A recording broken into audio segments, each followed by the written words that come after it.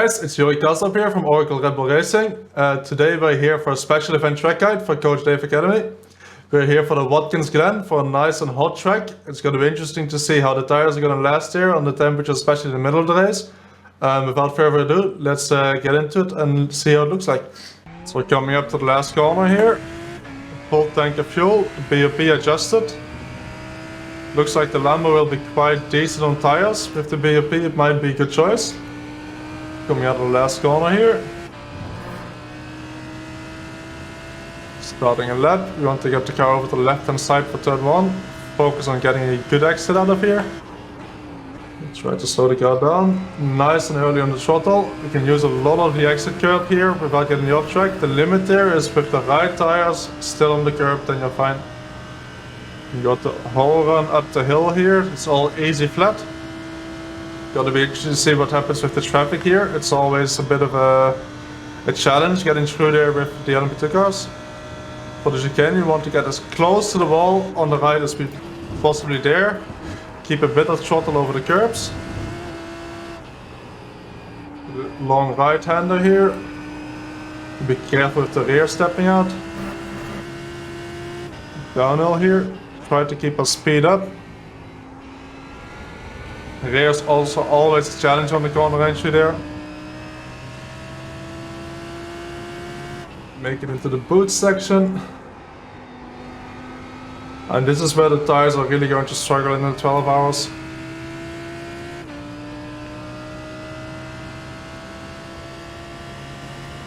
We get the car over to the right side here too. We can use a lot of the exit here. So we can use all of this without getting an off track. Try to get the car over to the left side. Easy on the throttle here, otherwise we'll introduce too much understeer. Now the second to last corner is almost flat. Maybe it's flat if you find the right setup or a bit colder temperatures. Last corner, again try to get the speed up, focus on the good exit, bring it close to the wall. And that's the lap around Watkins Glen for the 6-hour race. Let's have a closer look on how it looks like in a detailed analysis. So let's have a look here on the outside cam for the detailed analysis of the lap. Going to the start finish line here. And we want to get the car lined up to the white line or even a bit next to the white line. But you have to be careful because you see the track gets a bit narrower exactly where we start braking here. So we look at the 200 sign to start braking. We want to get close to this white line, but we don't want to use all of this tarmac on the left here. Then we brake just after the 200. And then again, we try to get the car lined up for the exit here, meaning we try to brake quite a bit on entry in a straight line and turn in really late, go for that late apex so that we can be on throttle by the time we get towards the apex of turn 1. So we try to brake here and we want to be on throttle at the apex or even before. What that will do is it gets us a good exit here and all the run up the hill there, that's all flat. It's going to give us that extra bit of speed and an extra bit of lap time. For the exit here, we want to use all of this curb on the left side. You can use as much so that your right side tires are on the edge of this. So we're seeing here, I've got still like about a tire's width left until I would get the off track. Make sure to use all of this on your laps. It will definitely gain you a bit of lap time instead of trying to adhere to the white or yellow line here. I got the big run up the hill. Next corner we have to focus about is the chicane. And the chicane is one of, if not the most tricky corner on the track, especially in the Lambo, because there's a bump on the first curb. And that bump is really going to upset your car if you take it the wrong way. So what I'm using here is a 300 marker, maybe even in between the 300 and 200 marker to start braking. But it's very important to get close to this wall here and get a good line into it. So you see between the 200 and 300 marker, start braking. Find a point where you're comfortable at. This is a corner where it's much more important to keep the speed up through the corner than it actually is your braking point. We get into here and we try to get as close to this wall as possible. So we want to have this mirror here scraping the edge of the wall. And the reason for that is if we move the car a bit further, you'll see this here goes up and then it goes down again. And if you hit this, the highest part here at the middle of your car, especially if you take an Audi or a Lamborghini, the car is going to bump up and it's going to completely upset the car, what the car wants to do. So you're taking a worse line through the chicane, but also the car is going to bump up and it's going to lose you a lot of speed and a lot of stability and make it very hard for you. So if you want to get into here, get super close to the wall, and the curb here is a lot lower than it is exactly here on the apex. If you don't dare to run as close to the wall here, make sure that you've got at least one tire to the left of this curb while doing your runs to take it a bit safer. Whatever you do, avoid putting the middle of this car exactly on the seam here in the middle of the curb, because that will kill you if you're in the Lambo or in the Audi, and it will really upset the cars, even in the other cars. Bring it close to the wall here, and then what I like to do is keeping a bit of steady throttle over the next couple curbs. So I want to try a bit of throttle when I'm going off this curb, and then keeping a bit of throttle on over these curbs, trying to keep it tight in the middle here. And this bit of throttle is going to make the car a lot more stable over the curbs. If you have to brake or go full throttle and lift again it's going to upset the car, especially going over these bumps. So a bit of throttle over the curbs keeps the car stable. Then we get to the long right-hander here. This one's tricky as well. And the car behavior here depends a lot on where you slow down into the corner. You can take a tighter line, which will force you to slow down a bit more while you're turning, which is going to put more weight on the front and make the car more oversteery. You can also try to brake a bit more to the left side like I'm doing, and then get a bit of that speed out while you're still not turning that much. And then getting the car roll into the corner is going to put a bit more weight on the rear, which is going to make the car a bit more stable. So it'll depend a bit on your setup and what the car wants you to do into this corner, what's going to be faster. As I said, I tried to take it a bit easy into the corner here on corner entry to keep the car stable. Then flat out as early as you possibly dare.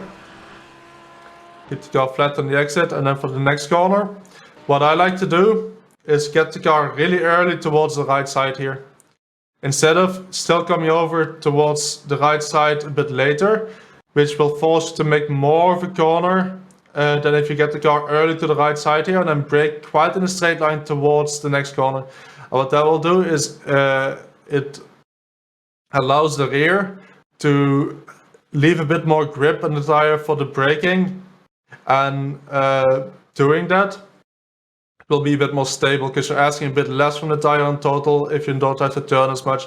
So you're not gonna lose the rear as easy here if you bring the car over early to the right and then brake quite straight towards the apex like we're doing here. You can go quite early on the throttle here compared to what you might think you can do because of the camber in the track.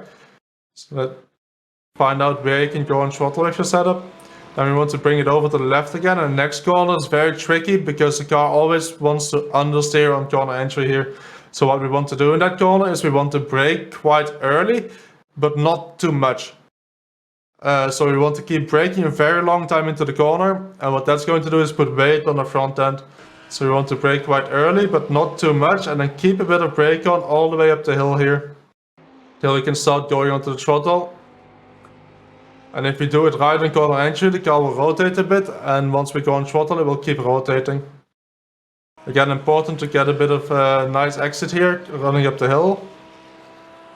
What I'm using here as a brake marker is these skid marks on the road. So I brake just before those usually.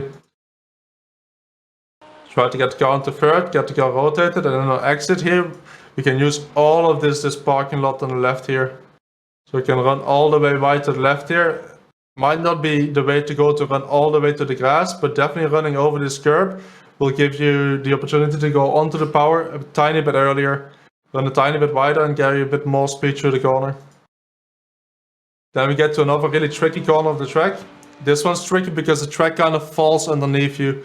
It's going to make the car really light, especially on the rear as well. So you want to brake early and then keep a tiny bit of brake up, but not too much, because that's going to take away too much weight from the rear. You want to brake early and then carry a tiny bit of brake into the corner and try to hug the inside curb here. Slow on the throttle. If you go too much on the throttle too early, the car doesn't tend to lose traction on the rear, but it tends to start understeering too much and take away too much weight from the front tires, and then you'll start going straight into this outside wall. So be patient with the throttle here, even if the rear can take it. Then we get to the last two corners, the high-speed corners. You want to get the car over all the way to the right side here, so even past the white line if you dare, without touching the grass. To try to open up this last corner as much as we can, and try to apex here a tiny bit later than you think. If you apex a tiny bit later, you won't have to turn as much on the corner exit, because this corner always looks a bit wider than it actually is. It tightens up a bit at the end. So try to apex later. I think with the right setup, with the right temperatures, this is a quite hot track. Should be conditions similar to the middle of the race. You could take this flat. If you want to lift in this corner, the rear is unstable in this corner. So if you want to lift a bit on corner entry here. And then try to be on flat out on mid corner and corner exit. And again, what that does, it adds a bit of weight to the rear when the car needs the grip on the rear end.